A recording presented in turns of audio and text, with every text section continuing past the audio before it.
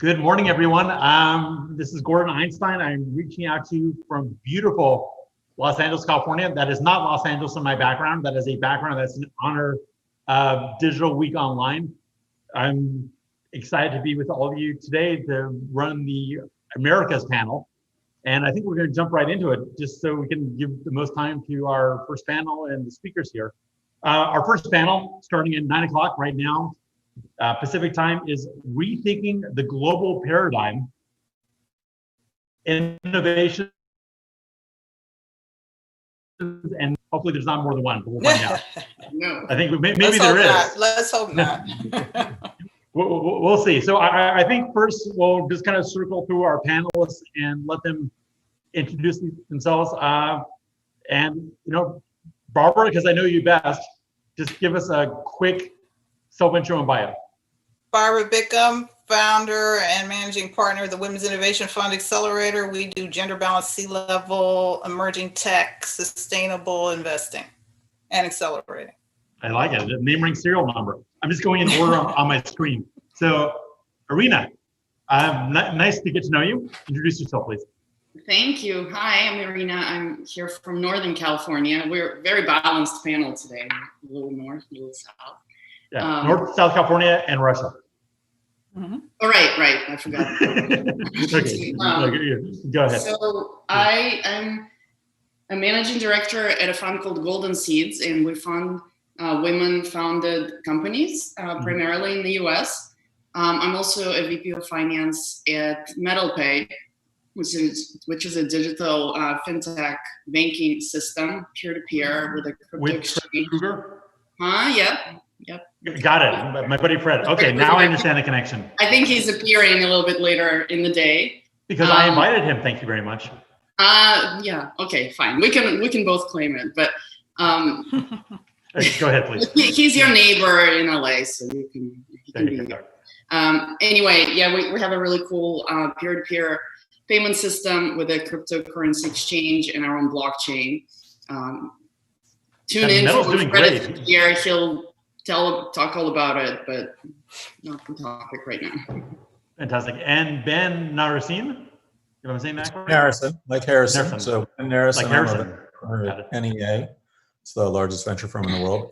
Before that, I was a seed investor for about 10 years. And before that, I was an entrepreneur for about 25. Took a company public in the first wave of .com, a firm I started in 93 and took public in 99. So I look at all things technology in every possible form.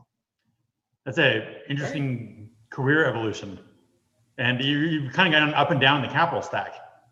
Yeah, it's funny. When I joined NEA, I was sitting with one of the older senior folks, and I'd known the people at NEA for a decade because I've sent them many deals and we've done a lot of stuff together. And I took him through my story, and he was like, well, that's a non-traditional and non-repeatable way to get into venture capital. It's like, well, it took me a while, but I was happy. I was an entrepreneur for twice as long as I've been an investor. That's sort of still how I anchor on everything.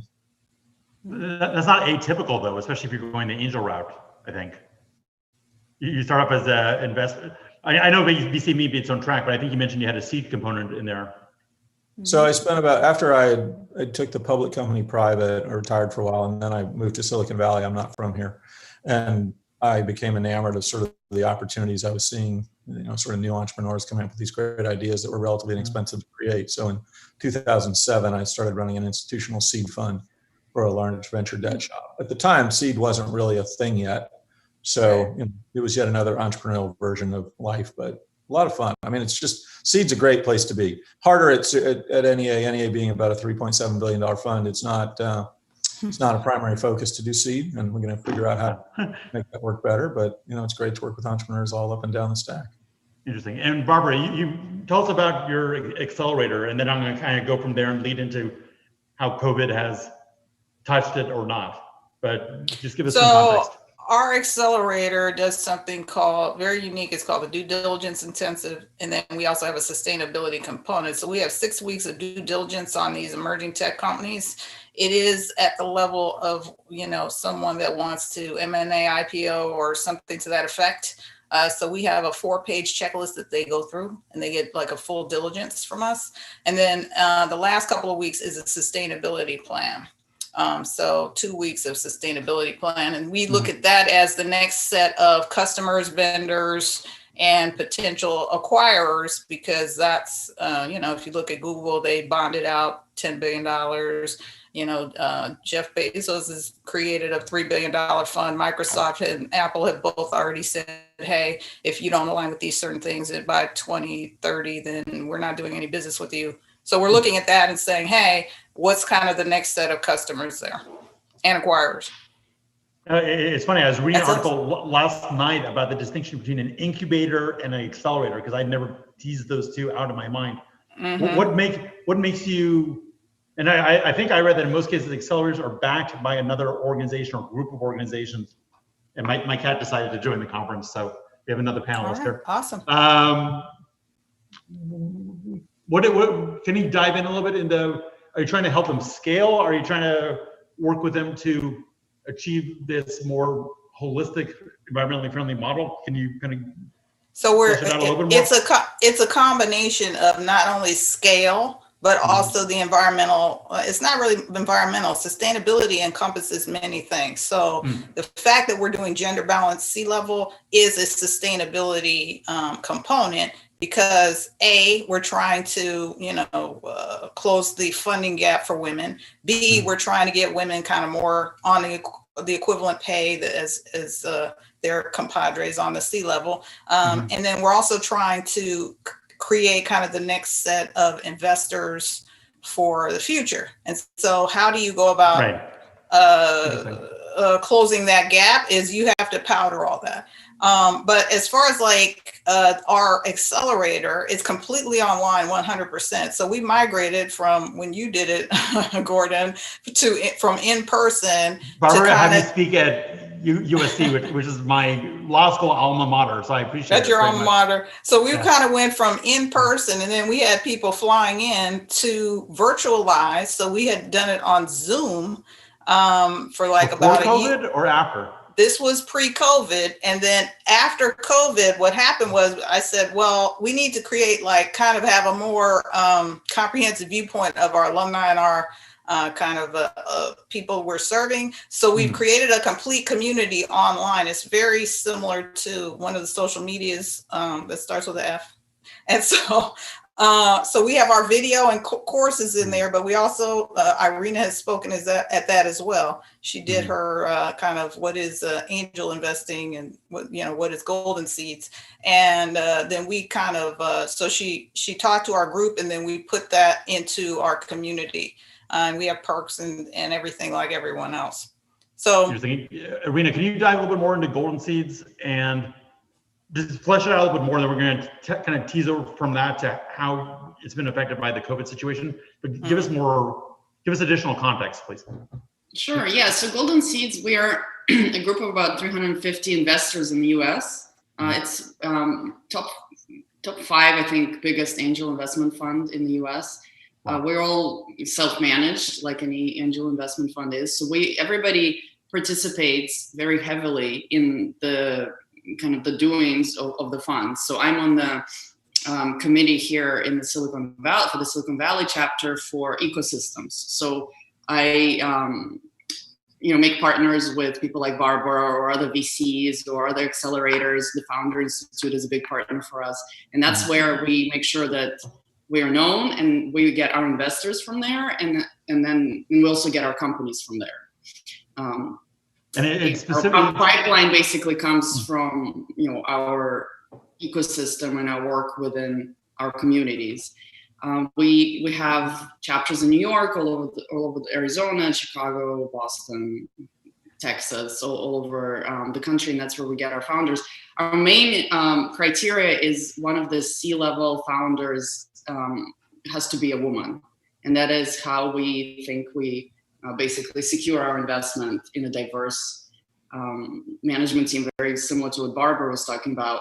When COVID hit, the first couple of weeks, we basically took a snapshot of everybody in our portfolio, and we went down the list and we called like a snapshot, or took a picture of the list. No, we split up the list and we called everybody on that list. We called all of our portfolio companies and we asked them what do they need. And some of them said, we're really struggling. We don't know what we're going to do. We may go out of business. This is really bad for us. And some of them said, we are on track. We are going to be doing great. We repositioned our product, repositioned our company. We went virtual, or now our product can serve, groups that are affected by COVID, and we're going full speed ahead. So then we decided whether and how, not whether, but more how we're going to help each one of our portfolio companies. So that's what makes our fund unique, is we're really involved in, we really don't want to lose our money after we put in the seed investment. Or your time or your connections. I mean, it sounds like you have a great community/alumni network ecosystem, to use your word. Yeah, exactly. And that's an asset that you have to use it, or else it wastes away. Like the Exactly. Our founders, we have founders coming to us from all over, in all different lines of business and everything. So, very diverse that way. And Ben, just, it's interesting. I think all three of you are uniquely perspective, because you have diverse backgrounds, in the sense that each one of you has done many things, and you're now at a certain position in the capital stack where you have a wide view of things, just simply because of how you're situated. So I think you probably have a unique insight. Ben, what are you seeing in terms of, let me frame it this way, what are the opportunities that are being identified and executed upon because of COVID? Like, what's the bright side for some? So I think there's a lot to unpack there, from deal specific realities in terms of how venture is interacting with entrepreneurs and vice versa. But I think the thing that's probably the most relevant is that COVID has I call it the death of all laggards. There's nobody left on the planet that cannot adopt technology. If you sort of think of the classic book, Crossing the Chasm, which is one of my favorites. Yes. You generally make your money on the laggards, but and it takes forever. It's like anybody that's ever sold into governments or big banks. I mean, you're pulling your hair out. You work for 2 years, and then a contract you think is going to come through gets canceled at the last minute. Well, now everybody, every institution, every individual has had to adopt technology for all the facets of their business and their life. And this has tremendously accelerated the digital adoption. So, you see simple realities that are easy to understand, like the fact that, well, let's say a major food grocery delivery company landed more new clients in 8 weeks than they'd landed in the prior 8 years. So it's really pulling forward business. This does create some complexity of analysis, because you have to sort of think to yourself, well, mortgage businesses are doing phenomenally well right now. Anything real estate related is actually doing pretty well. How will that COVID bump last over time? You're seeing accelerated growth. That's great. Most of those people, or many of those people, are going to stick. But if you're growing like this before COVID and you're growing like this during COVID, one doesn't expect that to maintain, say a year from now. So pause for a second. I think you're saying some of this bump may be transitory as we shift. And then as we complete crossing the chasm to this new reality, it may level off. But I don't know that maybe there's models that are now right. If we're growing like this right now, I assume we're growing like that later. What I think is there's sort of two separate pieces. There's retention, right? I don't think that people are going to abandon the new, better way of doing things. I think I call this the orange juice equation. When I was growing up, my mom made me orange juice from Minute Maid concentrate. I don't know how many people remember that. Yeah. I think we're demographically similar. Right? I thought it was great. And then one day Tropicana shipped this product called Pure Premium, where they fresh squeezed and pasteurized it. And I thought, oh my God, this is good. My mom's orange juice, I can't drink that anymore. And then came a product called Just Picked, where they shipped it frozen after they freezed it, squashed it. Anyway, that was great. But now you can buy fresh squeezed orange juice in the store that comes out of the orange. You literally watch the orange get cut and squeezed. And so all the rest of that stuff is no longer interesting to me. So I haven't bought any of the products I just listed since I was able to buy fresh squeezed orange juice or make orange juice at home. So consumer and business patterns do not go backwards. You do not get a better product and then say to yourself, oh, I'm so glad COVID's over. I'd like to go back to the worst way of doing business. I really want to physically go into the bank to do some meaningless transaction like depositing a check. I really want to go down to the store to pick the potatoes. I don't care what look like. I actually do care what my potatoes look like. So I'm an anomaly there. I don't use Instacart.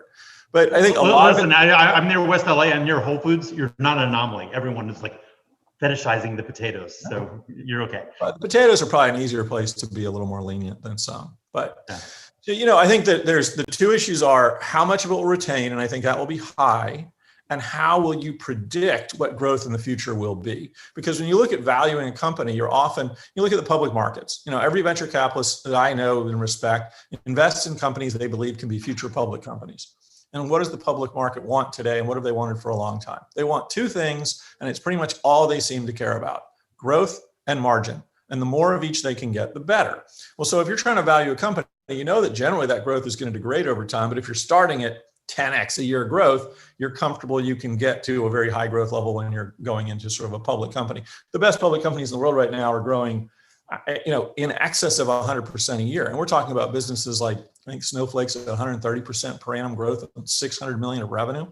So anyway, when you see this tremendous growth, you get really, really excited as an investor. But if you can't figure out how the growth pattern will continue, that makes it hard to value companies in an appropriate way. And I think that's one of the reasons you're seeing some pretty aggressive valuations. I mean, the tale of two cities has gotten worse than it's ever been before. The most exciting companies. There's also a lot of capital flopping around. Yeah, well, that's been true pretty much for forever. a while, but it's like extremely, extremely true now. Fair. And it's quality, look, supply and demand. There's a lot more supply of capital and a lot more from that demand for high quality companies than there is a supply of exceptionally high quality companies. It's one thing to build a good business. It's one thing to build a great business, but venture cares about flipping phenomenal businesses. And there just aren't that many created in any given year. And so that's why you have a lot of people sort of slathering over these businesses they want to invest in, and that drives up prices. And if these rates of growth will continue, those prices will be justified. And in some other cases, they certainly won't. And that's the nature of the game we play. So I'm going to throw this to the panel in general, and then whoever answers first, you can totally Hunger Games it. Whoever answers first, go for it. I'm going to try to frame this correctly. With COVID, there were some natural, semi-obvious things, or at least obvious and very fast retrospect of opportunities. Like Zoom is semi-obvious. Home entertainment is semi-obvious. Home delivery is semi-obvious. Real estate shifts. It's been interesting what he mentioned. Real estate I think is highly regional, and some of that is COVID, some of that is politics, some of that is other. In terms, here's the question.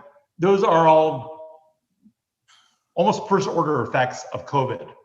There's, I think, going to be more indirect second order effects coming up that we haven't quite seen yet, but will rise not from the moment of the epidemic, but from its persistence. And what is coming that we haven't quite glimpsed yet clearly? And I'm throwing that out there, and whoever answers, answer. I'll go for it. And don't be shy. I'll go for it, Gordon. So if you look at what's been happening on some of these social media platforms, a lot of deplatform, a lot of censorship, a lot of people's voices being less heard. I think there'll be kind of a rise of a new set of that. I mean, there already is some, but underneath, like, how do you go about now? Sorry, Barbara, creating a new rise of that. Of social networks, networks. So I think the Facebooks, Twitters, and YouTubes are not doing themselves a service when you are taking voices off. So I think there are going to be some new social networks coming that are going to not only protect data, but also enable your voice to be heard, and you own that because you own your content. Because the other half of it is, if you post something on social media, you don't really own that. The social media company you don't own it, period, right? That's the point. Yeah. And so I think that there'll be a rise of these new kind of networks, other networks, where people can have free, kind of a little bit more free conversations. That's kind of what I see post-COVID.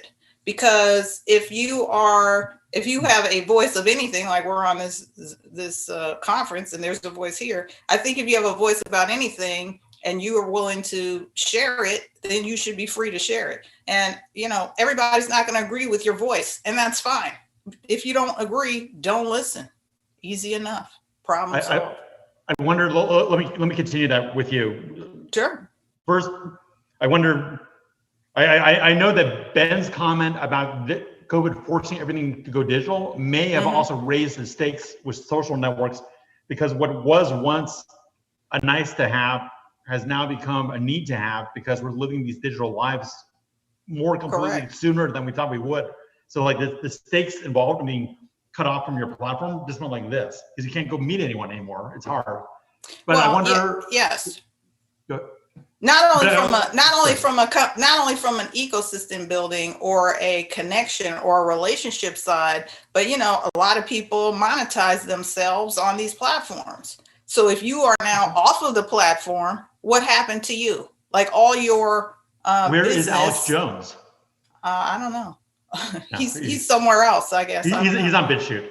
Okay, he's on BitChute. But what I'm saying is like, but how do you monetize that? Like they don't have the more sophisticated monetization like YouTube had or Facebook has or one of these other, Twitter has a little bit less. But if you think about that post-COVID, if you were monetizing yourself that way, how do you go about now monetizing yourself? Or if you had an audience, how do you get that back? If you were deplatformed and it's gone, how do you get that back? It's almost impossible. If you spent many years and working through all the different algorithms, now it's all gone. So, you know, that's something to think about post-COVID, like how are we going to be connecting digitally now outside of video?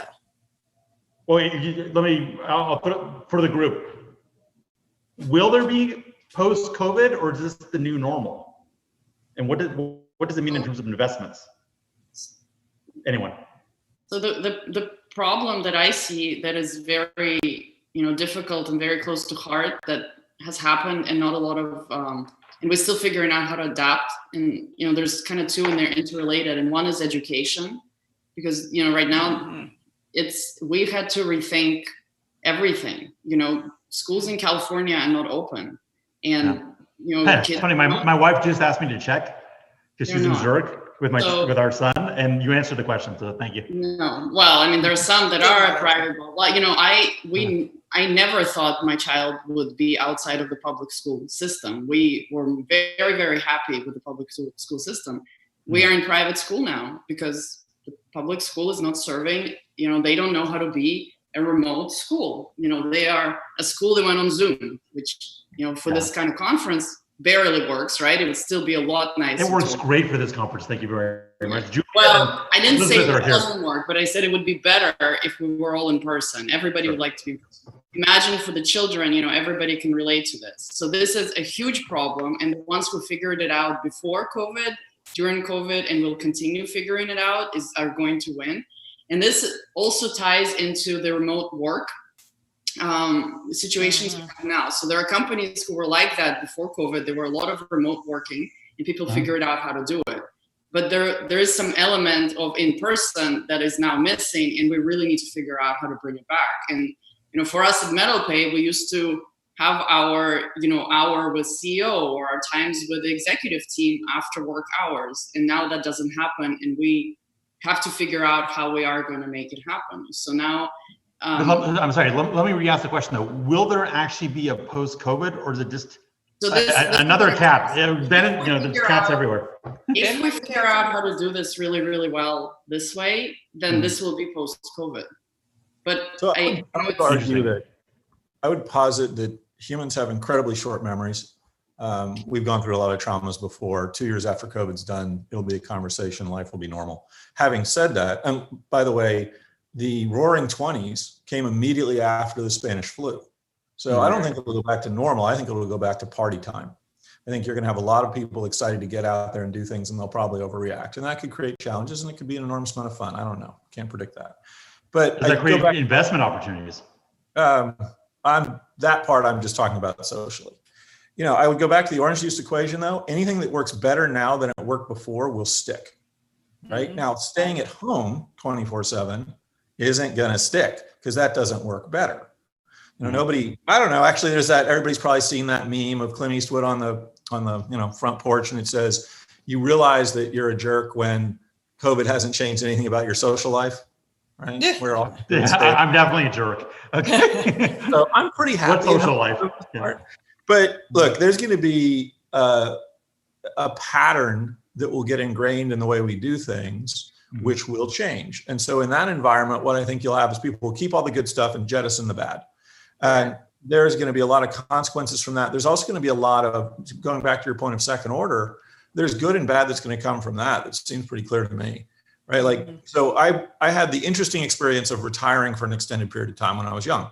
And I will tell you that was not something I look to repeat, because when you go from a relationship where you're accustomed to working all day and coming home and then spending a certain amount of time together to you're together all the time, it creates an interesting amount of stress, right? So I assume from that you're going to see these stresses play out in ways that are negative, but I'm also going to see positive things for investment. The negatives are going to be... Let me just quick anecdote. There's a saying I like about marriages, which is, I married you for life, not for lunch, which is when you're in there like so much together, it's...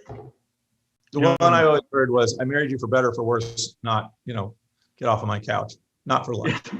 There you go. So there's going to be some fractures because of that, but you're going to see a wellspring of micro entrepreneurship. Unemployment's as far as I know, it's an all-time high here, and with 30 million people. Plus, you've got people working from home that are able to sort of work on other projects. So you're going to, I think, see a tremendous amount of new opportunities come out. Smart people either don't have employment or have employment that isn't fulfilling them, are going to come up with ideas and go out and seek capital. I relaunched pitch-ben.com, so anybody in the world anywhere can pitch me, because I want to make sure I never miss out on an opportunity for somebody, regardless of background or origin, to tell me their story. And I promised them it's video based, and I promised them feedback. Part of the reason I did that was because I'm around all the time and I have the time. Before, I felt guilty because it took so long to respond, and I was maybe I was responding while I was walking between meetings. But a lot of it was because I do think we are going to see a tremendous amount of entrepreneurship has become commonplace. It's well understood. It's glorified by the media. And you've got a lot of people who either need to make money or are dissatisfied with what they're doing. Those people are going to create ideas. That's going to create an enormous amount of entrepreneurship. And I love the micro entrepreneurship comment. Folks, we have 3 minutes left on the panel, and Julia will kill me if we're running late. She actually told me that literally. So I want to let everyone get in a quick snippet of wisdom. So Irina, you seem wise, so you're going first. Here, let me frame it.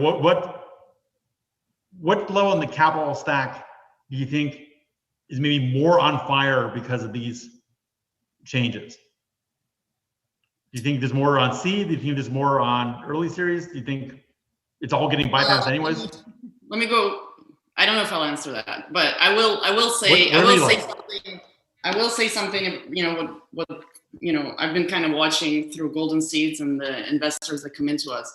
So there were a lot of great companies before COVID, and there are some coming up now, and there will be in the future. And the ones that I worry about are the ones that had amazing products and something really amazing going on before COVID.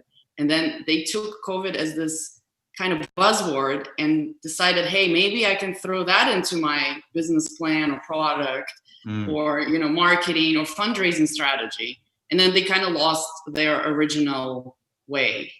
And great comment. Sorry, just we're under a minute. Barbara, quick snippet. Okay. Irina talked about, I miss the offline, the connection. So I say if we're going to stay kind of remote, you have to bring the offline online. And how do you go about doing those types of shifts? I think that's important moving forward. Fantastic. Ben, final short word. Pitch-ben.com. It's pitch-ben.com. Send me your ideas. But do remember, if you're going to think about being an entrepreneur, it's the hardest job you can have if you're not putting your life at risk. Good note. I like that. Juliet, Elizabeth, it says a few seconds left, so I landed this plane on time. So there you go. I think.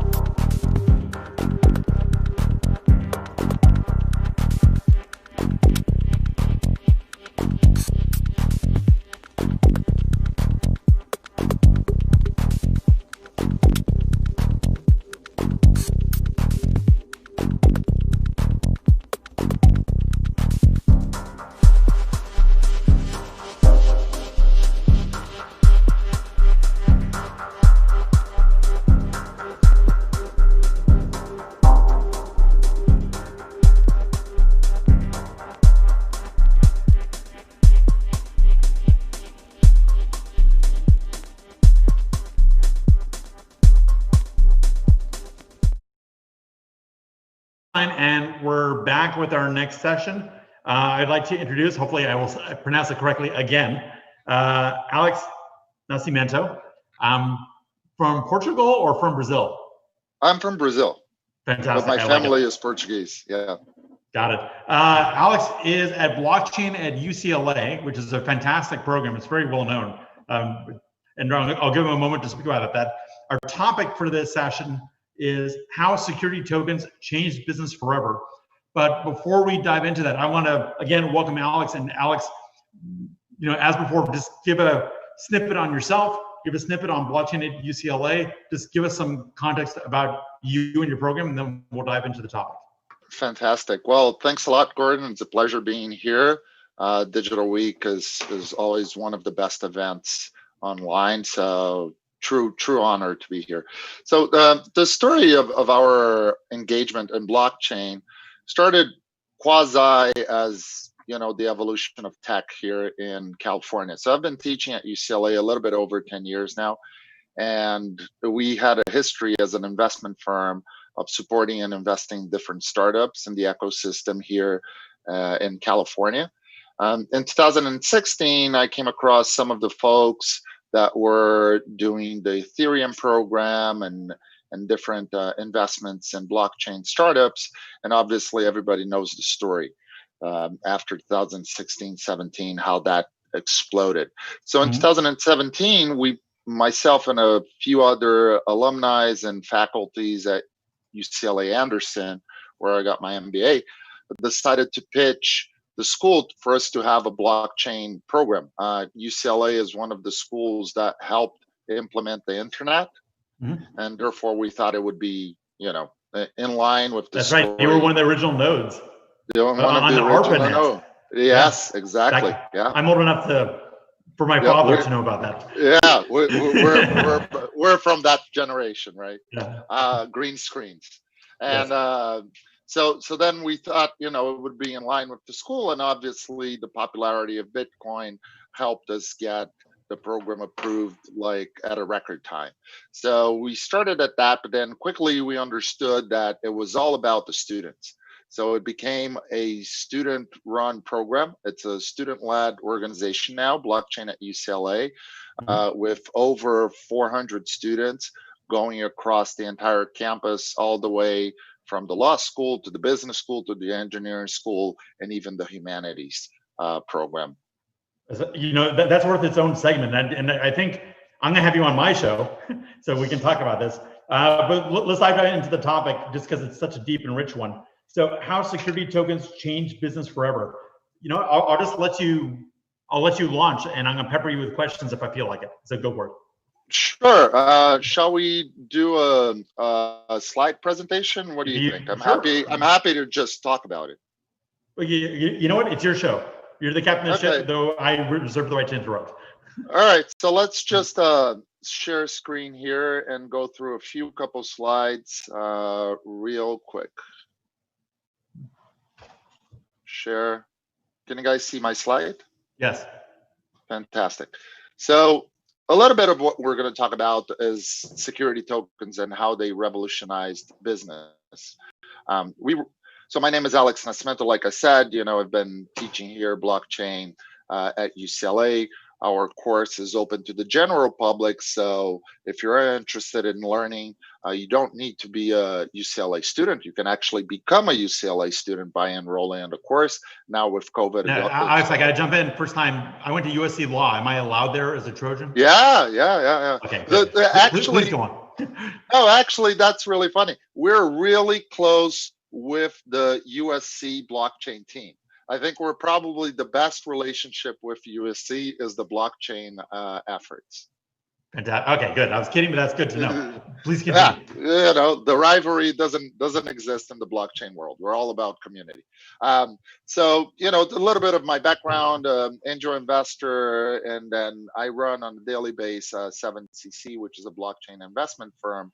And we wrote a book that eventually we're happy that it became an Amazon bestseller, The STO Financial Revolution, which in the end of this presentation, I'm going to give a code for you guys to download the book for free. So let me continue here. Oops. Why does it go?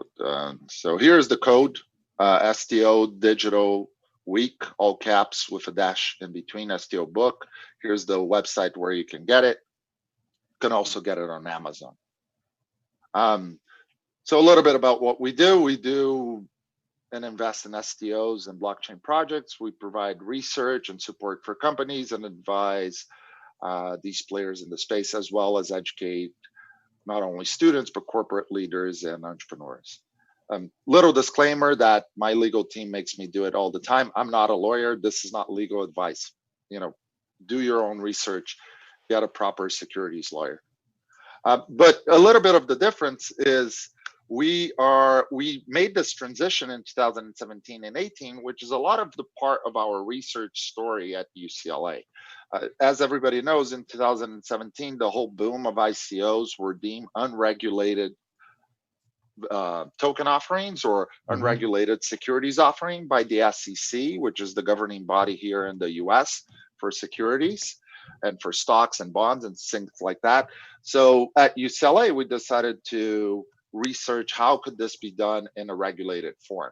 And that's the whole focus of the book and our research. How can you do a token offering across the world that it's fully regulated? Very good. So I think, So I think that a little bit of security tokens is different than an ICO or any other thing. Is they're both representations of value of an investment contract, but a security token is a fully regulated one. You're not going to have issues with the MAS in Singapore. You're not going to have issues with the Chinese government or the Hong Kong government, better say, because STOs are still not available in Greater China. So, just a regular. Let me interrupt. Are you making a distinction between security tokens and security token offerings, or are you using these terms sort of interchangeably? Yeah, so STOs are security token offerings, and security tokens and security token offerings are the same thing, right? Not necessarily. I mean, you could have a tokenized traditional legacy security, or you can have a pure native. And part of this is vocabulary and the terms are evolving. I acknowledge that. So the language is fuzzy. But, or at least in my mind, I distinguish between saying this pure native blockchain security token as opposed to a blockchain representation of a legacy token that's being maybe ported over for efficiency reasons. But feel free to push back or clarify. Yeah, so the clarification on that is that a security token, by definition of a digital asset, is a representation of value.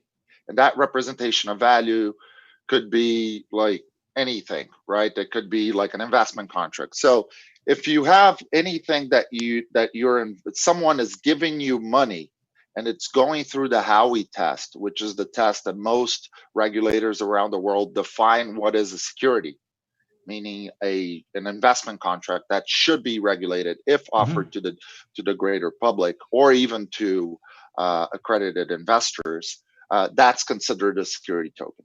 An ICO is just the same thing of an investment offering.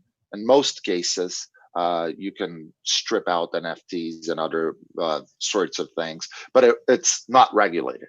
So in the security token world, think about something that is fully regulated, that's not going to give you troubles with the law, and that institutional players will take it as a investment grade product. So because we dealt with a lot of banks and corporations, we think that a couple of the security token benefits are cost reductions and much faster settlement than what you traditionally have in the stock market or capitals market, automated potential revenue sharing models. It shocks people when I go around and say that in the entire United States, you have about only 3,000 companies that issue dividends.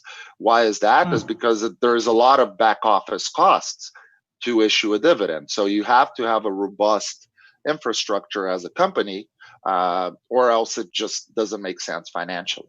But with the automation of smart contracts, you can certainly do so. Likewise, you can do startup fundraising. You have a much lower risk of redemption because you could sell it in the secondary market. You have 24/7 markets just like any other crypto market, and you have facility of transfer of ownership. One of the things we saw in the 2008 crisis was that nobody really knew who was holding that loan. It's because the loan was being repackaged and resold. And with a security token and blockchain, that's an advent that we bring to the market. So on that point of being regulated, this slide here talks a little bit about how the security tokens are seen around the world, in the US, and then the distinction of Bitcoin and Ether that are considered by the SEC to be so decentralized that they're considered a commodity, right? But then there's different frameworks here of what is a stable coin, what is a security token, and what is potentially an altcoin or an ICO, which I wouldn't recommend you doing an ICO in any extent in the US, but I'm not a lawyer. You do your due diligence. But if you only have a utility token that gives you access to, let's say, a game, I don't see why that should be a security token, right? There's no investment component on it. Alex, I'm sorry. I just want to give you a heads up time-wise. Julie had mentioned that we can go a little bit longer than the allotted time, but maybe 5 minutes longer. Yeah. So just be aware. We're fantastic. We're in the few last slides here. So here's a little bit of the story of security tokens, and it started mainly, I'm not going to go through all the points, but it started mainly in July 2017 when the SEC kind of dropped a hammer on the DAO scandal, right? They saw that ICOs were frauding investors, and regulators want to make sure investors are protected. We go further all the way into July 2019, where the SEC approved fully public token offerings. You could sell it 21 in the world, 21 in America. And now we have banks in the US doing custody of Bitcoin, and the SEC improving the process of settlement of crypto. Well, just problems and liquidities we have here is obviously a lot of opportunity. The global equity market is 70 trillion, bonds market is 92 trillion. The US represents about 40% of that. And that's the reason why the SEC is so important in the crypto global world. And if we can get these illiquid assets distributed across 4.1 billion global internet users, I think that there's a lot of opportunity there. Some of the news here, some security tokens like REIT, BZ are already paying dividends. Red Swan and Polymap tokenized 2.2 billion in real estate. So there is a definite amount of security tokens being offered in the market. Institutional money is following security tokens. We see a whole array of notions of news like Bitcoin going to the CME, pension funds investing in crypto, Backed, which is owned by the New York Stock Exchange, and Fidelity playing in that space, and NASDAQ offering full solutions. Here we have some examples of the Cent Regis, of the Aspen coin. The banking payment system in Brazil is now going to accept crypto, and you have all these players. I know we're short on time, but the Cent Regis one is just so fascinating. Can you mention shortly what that was? Yeah, so the PIX is the integrated payment system in Brazil, which is now being launched on November 16.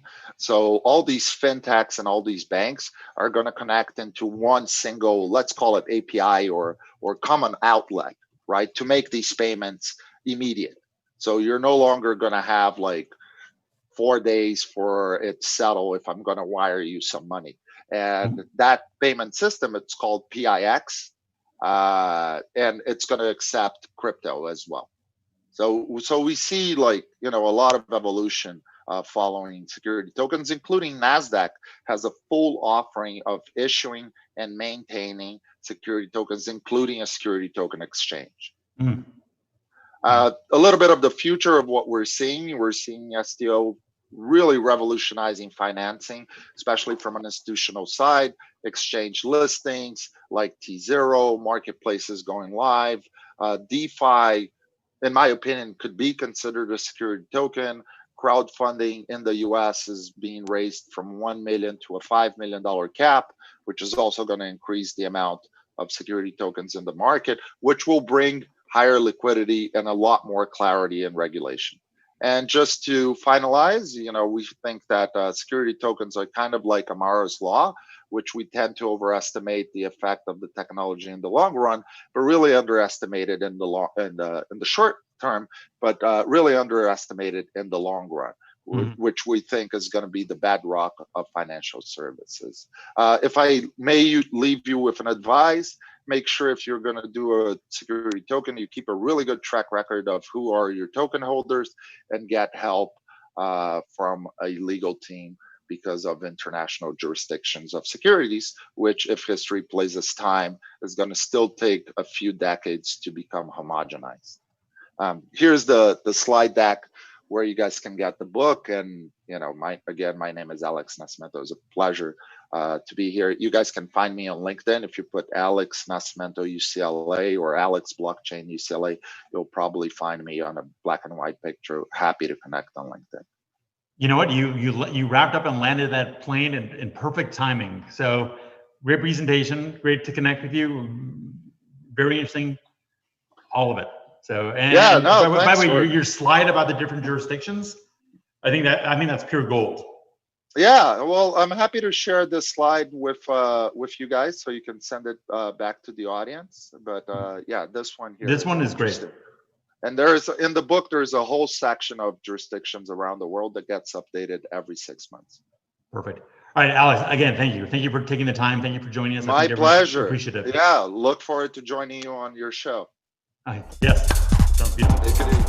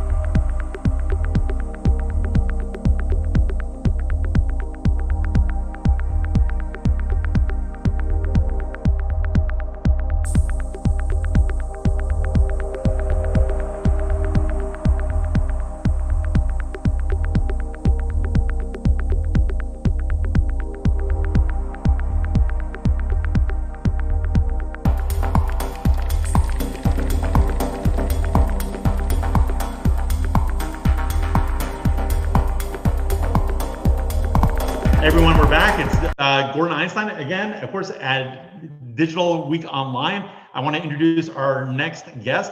It's James Sowers. Am I saying that correctly, I hope? From the Greater Good Society and Forbes Top 25 Angel Investors, that's impressive, sir. So thanks. Yeah, no, it's great. And our topic with James is how COVID-19 accelerated the digital economy, which is fascinating. I think we're touching on that during every session, during every talk, but it's good to have a session specifically dedicated towards it. So, James, do us a favor, please. Before you dive in, and I know you're prepared to have a presentation, give us a little bit about yourself, just so we have some context, who you are, what you're about, and tell us a little bit about the Forbes Top 25 Angel Investors aspect, because that's fantastic. Okay, yeah, great. So thanks for everybody for attending today, and thanks for having me online and a lovely introduction. So yeah, about 4 years ago, I started doing a lot of investing in some blockchain companies and other startups, and then no one contacted me about it, but one day it just showed up, a list of the Forbes Top 50 Angel Investors, and I was listed number 22, and it just got around, and I found out about it actually secondhand. Then there was another organization that did the top crypto investors in 2019, and they had me at number 6, but I never talked to them either. So I guess they compile data from some of their sources and they make their Just whatever you do, don't talk to them, because the moment you talk to them, you're gonna have a problem. Go ahead. Yeah. So, yeah, I was an early adopter into cryptocurrency, and I participated in some of the early crowd sales before they actually called them ICOs, because a lot of people don't know they had these like back in the day for many years. Nobody really cared. Someone raised a few 100,000, 1 or 2 million. And then right around March 2017, it exploded. People were raising ridiculous amounts of money, like 30 million and 100 million and 200 million. And somebody coined the term initial coin offering. I said, oh my God, that sounds a little bit like initial public offering. And then it just went crazy. Like, because I originally had gotten to crypto, I had a thesis. Wow, this is the next money over IP. This could be revolutionary. Even when I first found Bitcoin, it took me about 4 years to actually buy some, because, you know, it wasn't like the day where you could Google it and watch YouTube and find out how to get it. There was all these exchanges. You had to do all this crazy stuff. And just like even when Ethereum had its initial coin offering, you had to download MetaMask and go through all this crazy stuff. So it even took me a couple of years before I got Ethereum after it first came out, even though I knew about it. But now it's real easy to do it. Now we've moved into the DeFi phase, and we have IDOs, initial DeFi offering. And a lot of the crypto projects now actually have some product market fit. I hadn't heard that term before, but that's great. IDO. Interesting. Right. Go on. It's the first time I've heard it, so yeah, I'll give you credit. Yeah, thanks. But yeah, I didn't come up with it, obviously, but it's pretty cool because a lot of projects now have product market fit. Back in 2017, people were launching these products with big dreams, and the ones who raised enough money, like hundreds of millions or 30 to 50 million, are able to survive, and they're just now coming out with products. But the newer DeFi products have product market fit almost right off the bat, because people are yield farming and they're doing things like that. So it's pretty cool. And NFTs are finally starting to have a use, non-fungible tokens. So I think we're really moving in a great space. I actually believe that COVID accelerated all of this. I mean, part of my talk is about, central bank. Go into that, because I think what happened is a lot of people had time on their hands because they normally went to Google and Facebook. A lot of these engineers every day spent 8 to 12 hours there, but now they're working remotely at home. And when you're really focused on what you got to do at tasks for Google or Facebook, that might really only take you 4 or 5 hours. And you have the other 3 or 4 hours. A lot of these engineers, it's their passion to code on tough projects and invent and create. So they would go invent and create, and they started inventing and creating DeFi things.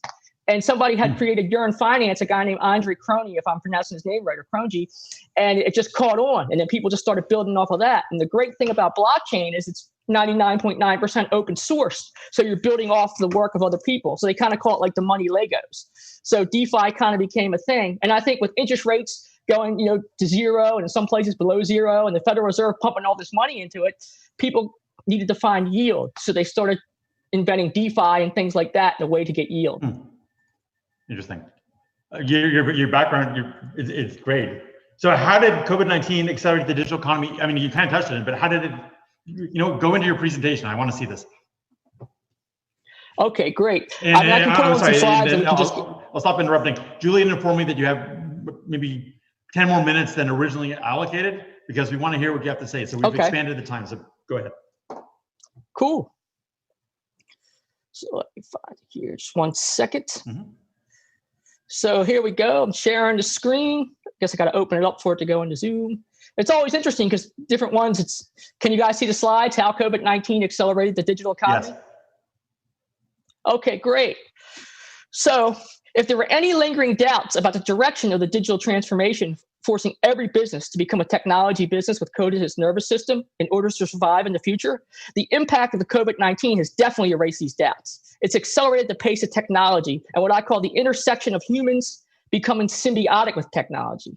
Now, this isn't really new. It's been happening for decades, but just kind of moving slowly. Since the year 2000, a paradigm shift towards digitization and increasingly leveraging technology in the global economy was already underway. I mean, back then we had PayPal and things like that, Amazon, and then later Google and Facebook, after 2010.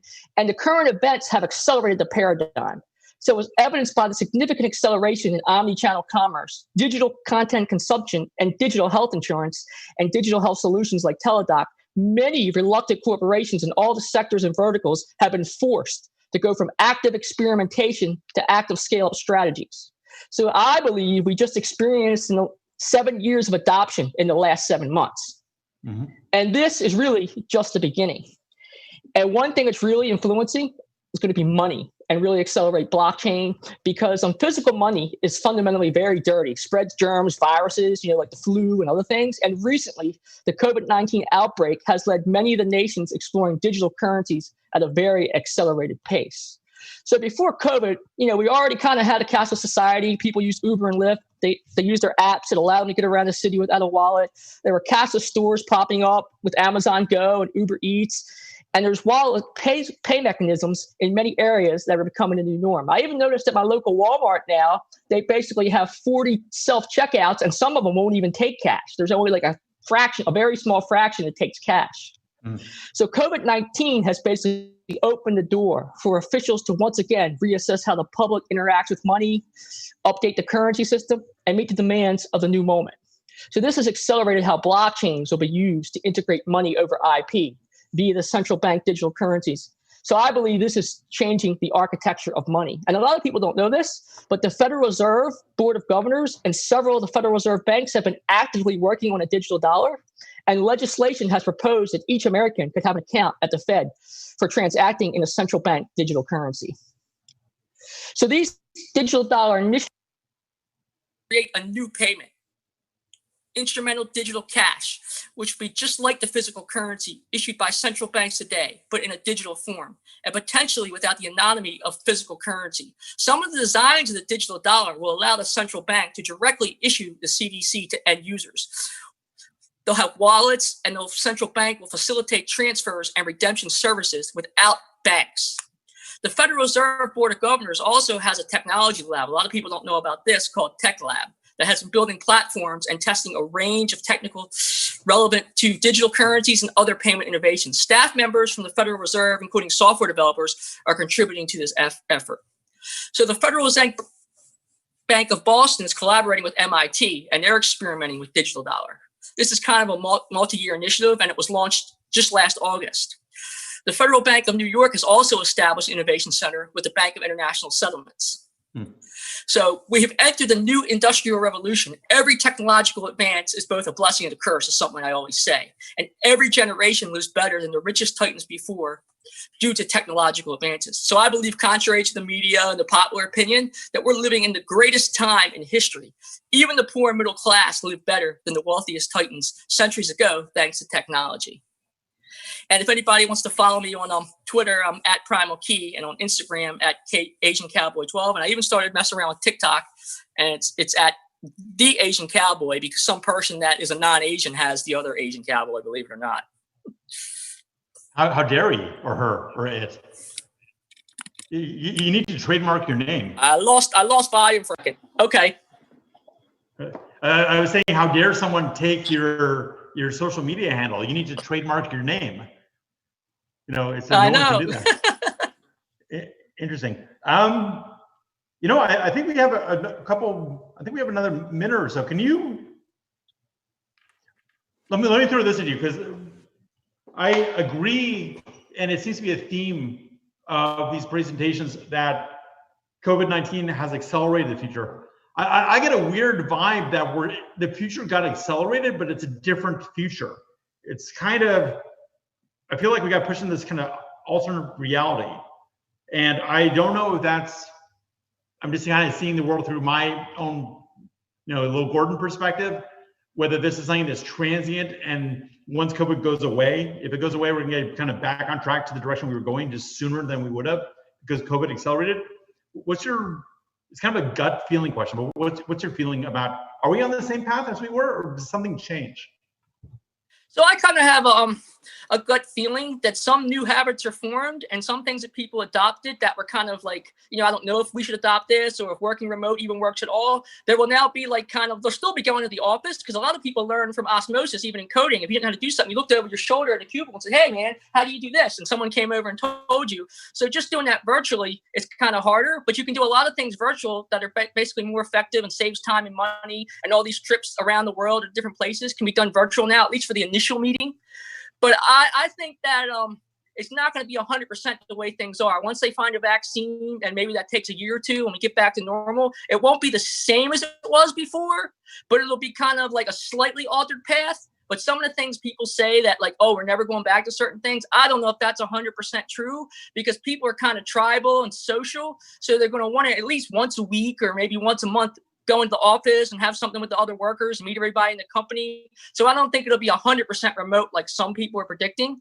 But I always look at technology as augmenting things. So if technology makes things cheaper, better, faster, and helps and augments life, then we will keep some of those adoptions, and we would have gotten those anyway, but I think they're going to happen quicker because now people are innovating in those things to make those technologies improve 10x, 100x. So without COVID, people would not have been working on improving those. So we're going to get improvements and innovations that we didn't think possible, leading towards basically the eventual future that was 50 years away, could be 5 years away.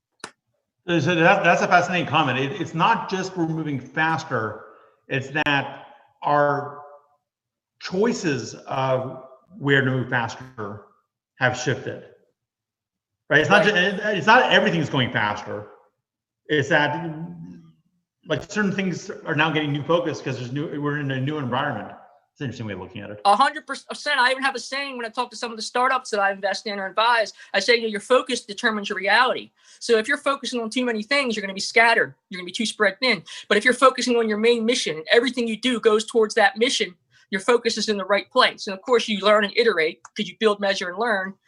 But our focus has turned more on certain things. So when our focus stays there, people are going to invent things we never thought of. And some things are going to last. Some things aren't going to be any good, and we're just not going to use them when the time isn't right. But it's definitely going to spur innovation in different places that we never thought of. Interesting. Let's talk about your angel activities a little bit, and I'm going to tie this in. Are you pure blockchain crypto startup angel or any traditional non-crypto space? Right. So I'm not pure crypto. It's like somehow I got known for some crypto things, but now I've invested in a lot of other companies. Like I've gone to Demo Day and I invested in a company that just presented yesterday at Google for Black Entrepreneurs, ShearShare. And they're basically an app where you rent out your booths if you're a salon. So it's the #1 app for renting out booths at a salon. Would be people who do hair, people who do massages, people who do nails. I mean, I invested in a cricket protein company, Chirps Chips. They were actually on Shark Tank. I mean, I invested in a femtech company, She's Well. So there's a lot of different ones. I'm actually looking a lot into climate change now too. And I've actually been investing in a lot of the SPACs at $10 because some of those are kind of the future and they're more liquid than a startup. As a startup, you may have to wait 10 years, but I think that's actually changing. That's another thing I think COVID did too. It disrupted the time to IPO because in the olden days, people used to IPO in 3, 5, 7 years, and it shifted to 10, 12, 15 years. Well, that's too long because nowadays technology moves so fast, you can be disrupted before your IPO. And one thing SPACs are doing are letting people go public in the 3 to 5 year time frame. And a lot of them aren't going to make it, and some of them might just be nonsense because they're just big ideas that may not even be possible. But I think it's good because it gives the public access, if you're not a accredited investor, to get in some of these companies before they become the next Uber. Imagine if Uber would have went public at 500 million or $1 billion. A lot of retail investors and the average Joe could have participated in the upside. By the time they went public, it was already a $40 to $60 billion company. Most of the upside was already gone. Now they may have further upside in the future, and I think they actually could, but the biggest percent gains aren't there. Because when I was a teenager, you could invest in some stocks that were, $200-300 million valuation, and they've grown now to 40-50 billion. So in the public market, you got what today would be venture-like returns, and that had gone away for a long time. I think it's coming back. I think that was part of the attraction of ICOs and the complaints about the accredited investor definition. It's so difficult. I think I'm a crypto attorney. I'm a securities attorney, and it became so difficult in the U.S. for a variety of reasons to do IPOs that companies were either not doing it or doing it in different countries. But of course, then the question is, how do you achieve liquidity for your early investors and founders? And ICO are maybe went too far to the other direction, which is, you achieve liquidity first and then build something later. You can have mixed feelings about that. But it's like there's pressure in the system. It's got to get out somehow. No one's going to invest in something unless they can eventually liquidate their position, even if it means them dying and giving it to their kids. I mean, you have to be able to realize value at some point, or else it doesn't have value. It's like a diamond that's beyond reach isn't worth anything to anyone. And I'm encouraged by what you're saying. I'm kind of questioning a little bit whether we can really know yet that COVID accelerated the time to IPO, because in IPO time, COVID actually hasn't been that long. it takes a while to prep up for an IPO. It takes before this whole unicorn thing, you're right. It'd be like a 3 to 5 year curve. We're still under a year of COVID. So I think you may be pressing and seeing what's coming, but I'm not sure we can really say that IPOs are happening faster now because of COVID. But I'm interested to hear your response. So I think the SPAC has allowed that, the SPAC vehicle, because you can go a lot quicker public via the SPAC vehicle. Okay, and a fair lot enough. of these companies, and the companies can raise money too, because the old school SPACs that a lot of the old school Wall Street guys know about, well, most of those, they had, a shady reputation, and the sponsors, they were smaller, but now we're getting these big I talked to SPACs, some of those people. raising- You're absolutely right. They did have shady reputations. People are that was a raising real millions thing. of dollars. But the thing now is too, when a company needs to go public, they can do a pipe too. So the SPAC puts in Yes. some of the money, and then they do a pipe. But the investors are different. They have Fidelity, BlackRock, T. Rowe Price. I mean, big time investors going into these pipes. They didn't used to have that. So now it gives the founders another choice. You also have direct listings, and I think SPACs have already kind of disrupted direct listings, where now you can do a direct listing and you can institute some type of lockup, and people can even raise some money in the direct listing. And it used to be direct listing, which is straight to direct listing, and everyone had liquidity.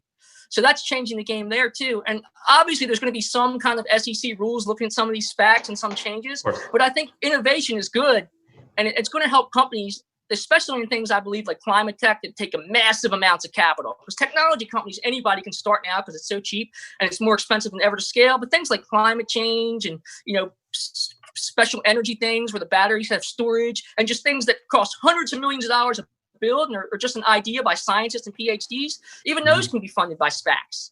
I mean, they might take a few venture rounds where they raise 10, 50 million and really kind of get something going, and they'll get picked up by a SPAC, do a $400 or $500 million pipe and start trading. And it's up to each retail investor or even institutional investor to do their own diligence and decide, hey, may this be the future. So we have a couple minutes left. You dropped a nugget in there I want to grab onto, which is you're looking for climate change related investments. Did I hear right. that So I call it climate tech, and that's kind of a broad climate thing. tech. Okay. Go ahead. So that would be like, decarbonization, things like even disaster insurance in case, we don't get this climate tech right, because who knows if all the wildfires and the hurricanes are being caused by climate change. I'm not a scientist, so I'm not going to debate that. What I do know, it seems like there's a need now and a pain point that, hey, if there's going to be all these fires, there needs to be a solution. If there's going to be all these hurricanes quicker and quicker, like in Louisiana, destroying things, there needs to be a solution. So there needs to be some kind of tech or sensors that kind of predicts, hey, by these conditions and all the data we've taken in, now that AI has gotten a lot better, the probability of a hurricane or even an earthquake or a fire is higher in this area because these conditions are being met. And that may be years away for that to play out, but I think that's it's funny. You anticipate you're clever. You anticipated my question, which is the slow rolling emergency nature of climate change makes it, in my mind, it's certainly real, but it's not here fast and it's not here evenly. And I wonder how that fits into your investment timeline, the period in which you want to receive a decent return. Right. That's why I always try to go where the puck isn't, skate where the puck is going. I think Wayne Gretzky said that. I call that directional arrows. So that's another reason why I like the SPACs too, because you can get them at $10 and you have liquidity that you don't know who they're going to acquire until they do, because there's certain clean energy and climate change type SPACs specifically coming out. So you can get the SPAC close to $10 or a few cents over, or sometimes it's trading under 10, or if you can get it for 10 from your broker before it starts trading. And then when you find out what the business combination is, if you don't like it, and when you get the investor presentation, you can just sell that. And there's kind of an arbitrage in that too, because when you come in early, you get the warrants too, and you can sell the warrants, and sometimes there's rights and split them off when they split and sell them, and you can still redeem your $10. And sometimes it's more than $10 because there's money in the escrow. It could be $10.20 in escrow for redemption. But obviously my idea isn't to redeem. It's hopefully they'll find the next big company that I believe in, and I'll just hold on to it, and then I'll exit when I feel appropriate. As far as the startups go, it is really risky and a long road to get into those. And a lot of those I've noticed are raising like 30 million off the bat. So the valuations are already high to start. So that's very high. That's their first round. Oh, yeah, there's a battery company with these scientists that are, what was that? Yeah, am I hearing you correctly? Their first round of fundraising is 30 to 50 million? some of the companies in climate change and some of this EV special battery tech where it's going to revolutionize batteries, and probably they're going to fail. But yeah, people are investing in that because another thing too is all this money sloshing in the system and the 0% interest rates. I think it really accelerated all this. And I've noticed too, there's been the super haves and have-nots that's getting wider because remember, all these VC funds raise some of them billions of dollars, literally, and they have to deploy the money to get the fees from the LPs by a certain time and do the next capital call. So they're going to have to find something to invest in. It's a separate topic, but I think there's a danger with going for a higher valuation and raising too much too early sometimes. And I agree. And I think also VCs, because of the way they're structured and the way they have to answer to their investors, obviously they go for very rapid growth, and so rapid growth that they're potentially endangering what they're investing in. But for their model, it makes sense because 1 out of 10 works great. They just made back all of it and more. But for the company they're investing in, like a little slower in survivability, obviously not stagnation, but a little bit slower, and kind of being measured with evaluations and taking capital when you need it, I think often could be a better long-term play. It's a little bit off topic, but I wonder how much of that 30 to 50 million is, to your point, the fact that these VCs just have to put in the money and the entrepreneurs are like, yeah, sure, I'll take it. Why not? And also it's that too. And also too, if the companies that solve climate change are going to be multi-trillion-dollar companies, the 30 million valuation for them is nothing. And you make enough bets, you're going to hit one of them. But my personal style is kind of a barbell. So you have a certain amount of real early stage, a certain amount of growth, and then a certain amount that could be public or these SPACs, to kind of have a barbell measuring the risk of your timeline of exiting. So to me, some of these climate change type things are real early, unless it's like I get lucky and just get to know the founder and I get to invest like in the friends and family round. It's a really low valuation and they truly have nothing, but I'm betting totally on their scientific abilities and their ability to get a team and to surround themselves with the right people.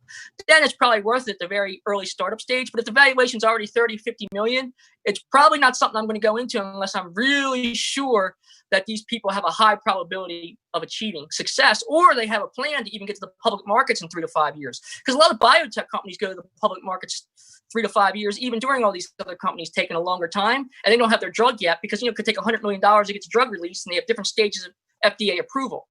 Sure, James. It's about getting liquidity at a certain time. 100%. So this is fascinating. You're fascinating. Unfortunately, we're out of time, but very interesting stuff. I want to, on behalf of myself and everyone else, I want to thank you for taking the time. It was very insightful, and thanks for having me. Thanks for having me. Great. Bye. Right. D-Zoom yourself, and thank you. Thank you. Bye.